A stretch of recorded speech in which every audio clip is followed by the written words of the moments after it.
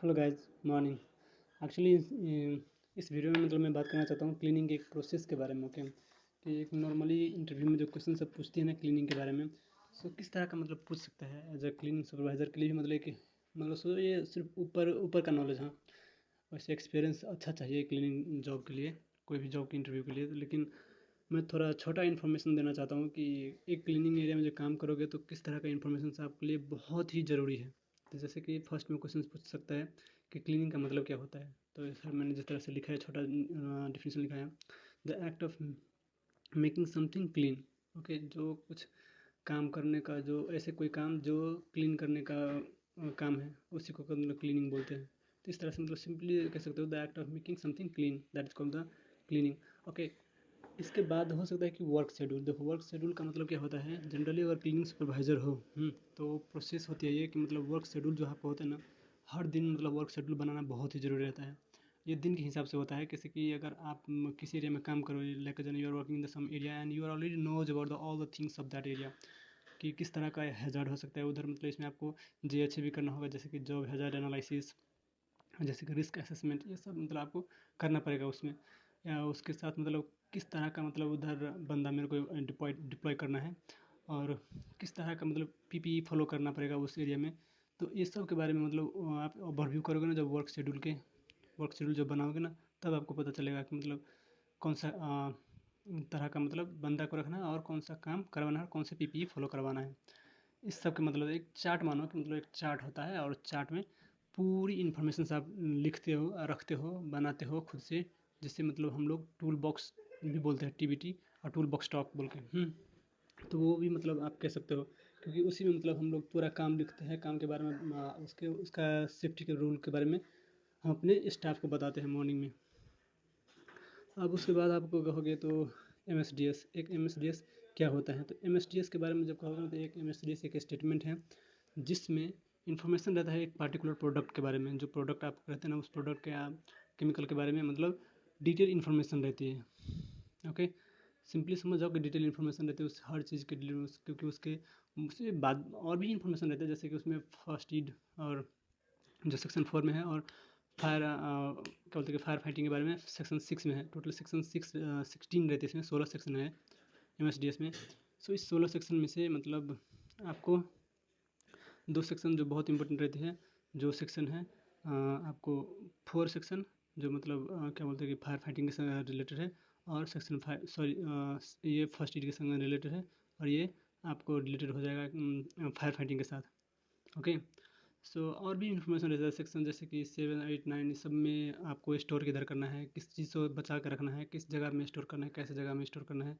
ऐसे कि 11 12 में देखोगे कि तो मतलब ये इन्वायरमेंट के लिए कितना इफेक्टिव है और नहीं है, ये मतलब बोल के, और किस तरह का ट्रांसपोर्ट सब यूज़ करना है। तो ये पूरी डिटेल रहती है एम एस डी एस में। सेक्शन सेक्शन वाइज मतलब एक्सप्लेन किया गया है कि किस तरह का ट्रांसपोर्ट यूज़ किया जा सकते हो, मतलब इसको रिप्लेस करने के लिए, या मतलब इधर से उधर ले जाने के लिए। ओके, और दूसरी बात भी रहती है कि लास्ट में मतलब मिलेगा आपको 14 15 सेक्शन सब में, कि मतलब अगर ओवर हो जाए, ज़्यादा हो जाए ये केमिकल, कोई भी केमिकल, तो इस एम एस डी एस के उसके उतने सेक्शन में लिखा रहता है कि किससे कॉन्टैक्ट करोगे। जैसे कि आप अपने सीनियर मैनेजर को बोलेगा, और सीनियर मैनेजर ऐसी अथॉरिटी को बोलेगा, जैसे कि गवर्नमेंट अथॉरिटी है ना, उसको बताएगा और उससे बात करेगा कि मतलब ये मेरे पास ज़्यादा है, इसको थ्रो करने का है। वह कंपनी से बात करेगा कि हमारे पास ज़्यादा हो गया, रिटर्न लोगे या एक्सपायर हो गई, तो इसको किधर थ्रो करना है, इसके बारे में मतलब इसमें डिटेल इन्फॉर्मेशन रहती है। ये एम एस डी एस है ना, एम एस डी एस, ये एम एस डी एस में पूरी इन्फॉर्मेशन रहती है आपकी। अब रह गया आपको कोर्स, जो ये देख रहे हो, सॉरी, कोर्स है ना।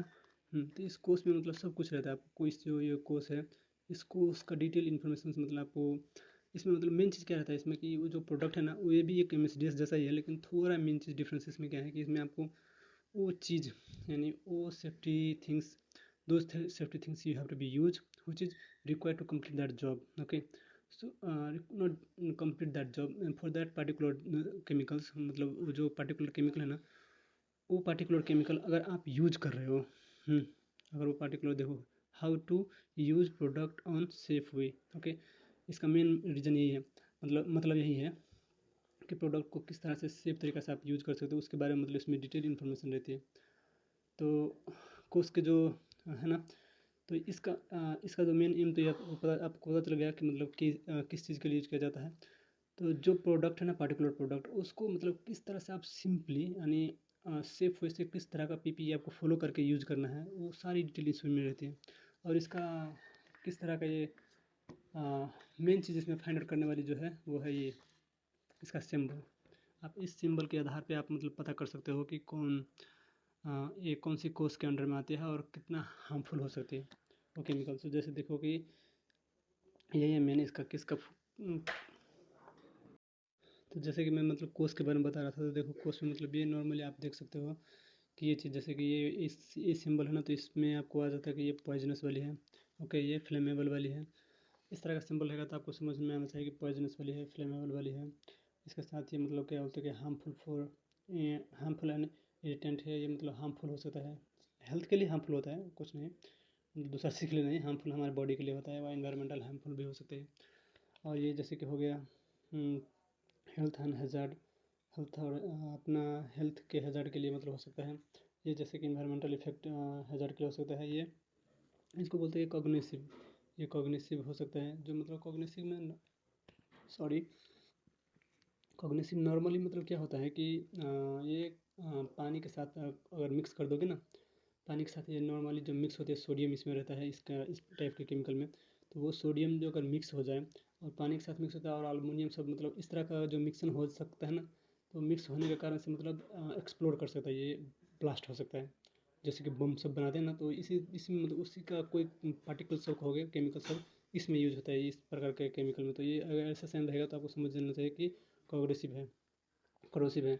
तो उस तरह का मिक्सन के लिए आपको उसी का जो कोस का जो सिंबल है ना और एमएसडीएस, ये दोनों को फॉलो करना पड़ेगा आपको। उसके बाद अगर आ जाता है तो देखो ये एक्सप्लोसिव, जो मतलब एक्सप्लोसिव कर सकता है, एक्साइटिंग, ये भी मतलब एक एक्सप्लोसिव जैसा ही है। और ये क्या बोलते हैं कि गैस अंडर प्रेशर, ये गैस अंडर प्रेशर वाला अगर आ जाएगा तो ये समझना चाहिए आपको कि ऐसा वाला सिंबल है तो गैस अंडर प्रेशर के अंडर में आने वाला है, जो मतलब हीट होने के कारण से मतलब बर्स्ट होने लगती है। तो ये सारे सिंबल्स हैं, ये सिंबल्स आपको मतलब अच्छा से अगर रिवाइज कर लोगे, रिमाइंड कर लोगे ना, तो आपको इंटरव्यू से मतलब जनरली इसी सब के बारे में पूछती है। तो ये कोर्स के अंदर में आने वाली। अगर आप लोगों को कुछ और इन्फॉर्मेशन चाहिए इस सब के बारे में, तो मैं कंटिन्यूसली छोटा छोटा वीडियो बनाते ही रहूँगा इस क्लीनिंग के एरिया में, क्योंकि मैं एक क्लीनिंग सुपरवाइज़र हूँ, तो मेरे को थोड़ा समहाउ नॉलेज है। तो बहुत एक्सपर्ट नहीं हुआ हूँ, लेकिन फिर भी जो भी है अच्छा है। तो आप लोगों को चाहिए तो please just comment on the video, then I will reply with another video.